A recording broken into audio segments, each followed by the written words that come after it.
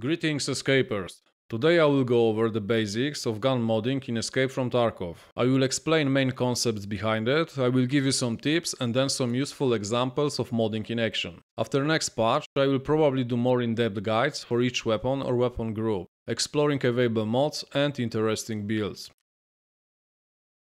Alright, to get a better understanding of what we can achieve with modding, let's start with explanation of statistics that can be altered with mods. There are two major stats, ergonomics and recoil. There is also accuracy and muzzle velocity. The first stat we will look into is ergonomics. The higher is the value of this stat, the better is your gun handling. You will be able to faster aim down sights or ADS in short. Next thing that ergo improves is the sound your gun makes when you ADS. Higher ergo means less noise. The last and probably the most important one is how much stamina ADS will drain. In conclusion, ergonomics is a very important stat if you like sniping, as it will let you be scoped in for longer periods of time. Fast ADS speed will benefit you slightly in close to medium encounters. One tip I have here is that when you are prone, you will not drain stamina when you ADS or you are scoped in.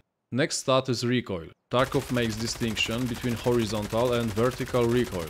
Recoil determines how much your weapon moves up and down and on the sides when firing. Those sudden weapon jumps will make your bullets go all over the place when spraying. The lower the value of your gun recoil, the more stable the gun will be in your hand, meaning you will be able to hit more often when on full auto or when fast tapping. Low recoil will benefit you a lot in close range encounters. You need to know that crouching or going prone will highly increase your control of the gun.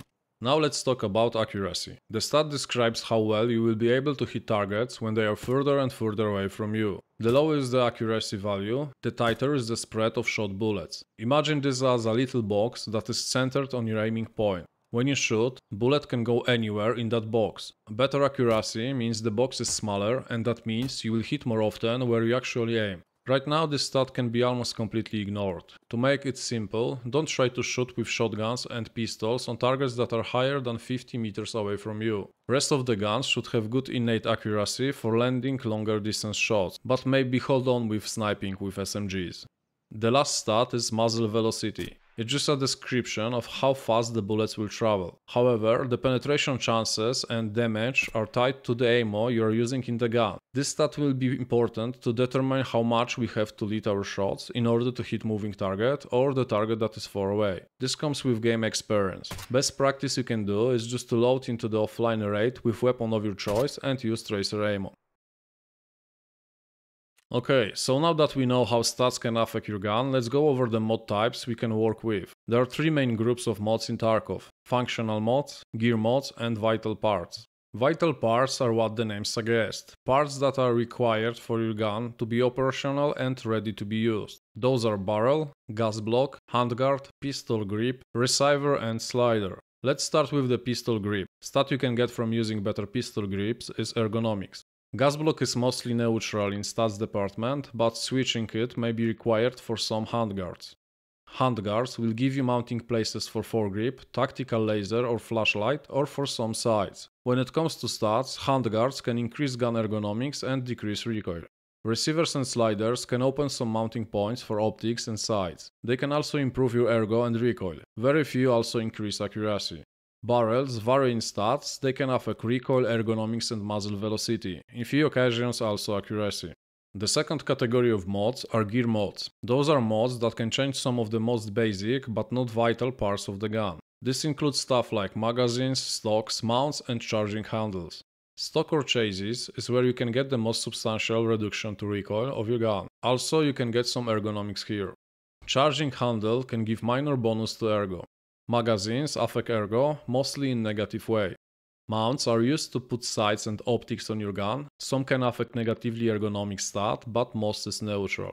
The last and the most troublesome category of mods are functional mods. Here we have things like muzzle devices, tactical mods, foregrip, sights and optics. Let's start with lasers. Stats-wise they give negative ergonomics, but where they shine is recoil reduction when point shooting. When laser is on, it drastically reduces weapon jumping, making your shots to hit more precisely. Having laser turn on can sometimes give away your position, but there is a neat trick to bypass this. If you don't need the help of laser pointer to snap on targets, you can use laser devices that have infrared mode. When switched to AR mode, nobody will see your laser and you will still get that insane recoil reduction bonus when point shooting. Next mod type are foregrips. They can improve your ergo and also decrease recoil a little. Muzzle devices can be used to reduce muzzle flash and to make gunshots suppressed. They can affect recoil and accuracy, and suppressor will mostly give negative ergo and accuracy. Iron sights are neutral in stats. Reflex sights can boost accuracy in some cases. Most are neutral on ergonomics, but some will negatively impact it. Most scopes gives negative ergo, so use the one you like the most. I would also advise not to use eye caps. When you equip one on the scope, it will make the gun further away from your eye and the scope will be smaller on your screen. Okay, now that we know all the basics, we should have a better overall idea what we can achieve with modding. There are two factors to get better at modding. The main one is just your experience. Yes, you will have to learn how to mod by practice. The second one that will help you with the first one is linked search function. You can use that tool in a few ways. First and the most common one will be using it on the gun itself. It should give you the list of all mods and ammo that can be used with the gun. You can use the menu on the left side to filter for what you are looking for. Now the tricky part often comes when you want to mount a foregrip or a sight on the gun. You can use link search again on a mod from the list you get when you use link search on the gun, and it will give you compatible sights. You can do the same on the handguard to look for foregrips, laser devices and in some cases also sights. You can also do link search from inspect weapon screen. Just click on handguard or gas block and use link search on it. You can also do link search on upper receiver. This is mostly used to see what mounts can be installed on it. Next useful part to use link search on is the barrel. It will show you muzzle devices and in some cases adapters that can be used to mount suppressors. When modding, you may sometimes be in the situation where mods should fit onto the gun, but for some reason you will not be able to do so when dragging it onto the gun. The best way to bypass it is just going into detailed modding screen and then selecting the part you want to mod in. It should work then. Last tip I have for you guys in this segment is hovering over compatible with section when you inspect weapon part or mod. It will show you the list of the guns you own that can be modded with this part. This will not work if you need adapter or a mount, but it may be handy sometimes. Okay, so let's go with some simple examples of gun modding in practice. First one will be simple. You can put scope on Mosin, but it have to be Mosin, not the Mosin Infantry or Mosin Infantry Carabine. To do so, you have to first put Kochetov mount on it, then 3.5 zoom ring mount and then the scope. Mosin can be also suppressed with Bramit silencer. The next one will be how to mount PSO scope on SKS. To do so, you need to have a dovetail and also it can only be mounted on OP SKS. SKS is great early to mid weapon. You can easily silence it with hexagon suppressor and you should shred most of the things with this gun.